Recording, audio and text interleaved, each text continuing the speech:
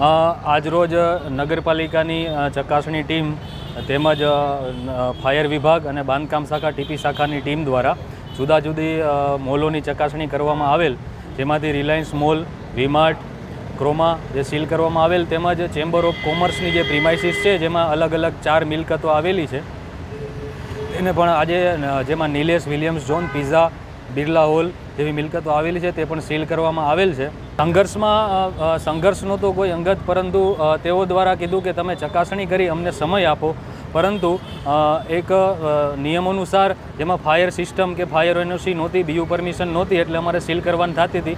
અંતે ઘણી બધી વિચારણાઓ બાદ અને ચર્ચા બાદ તેઓ સહમત થયા અને અમને મિલકત સીલ કરવા માટે સહકાર આપ્યો.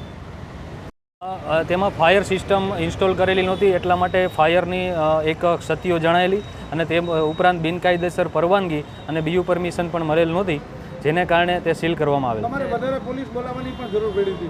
એટલે એ તો એક સરકારી અમે સમિતિ ગઈ હતી તપાસ માટે, અને એમાં કોઈ વધારે સંઘર્ષ ના થાય અને કોઈ નુકસાન ના થાય કોઈને પણ, એના માટે પોલીસને વધારે પ્રોટેક્શન અમે બોલાવેલ. ટીપી કમિટીની મંજૂરી શું કામ અમાન્ય છે, એનું કારણ શું છે? જેમાં જીડીસીઆરના નિયમો વિરુદ્ધ જે પરમિશનો આપવામાં આવેલી હતી એમાં કલેક્ટર સાહેબે કેસ ચલાવી અને જે હુકમો ઠરાવો ટીપી કમિટીને રદ કરવામાં આવેલું હોય, એટલા માટે જે ટીપી ટાઉન પ્લાનિંગ ચેરમેનની સાઇનથી જે પરમિશનો આપેલી હોય એ માન્ય ગણાય નહીં, એટલા માટે બીયુ પરમિશનને આપણે વેલિડ ગણી શકીએ નહીં, જેથી એ મિલકતો સીલ કરવા પાત્ર થાય. મિલકતો ગેરકાયદેસર કહી શકીએ. હા.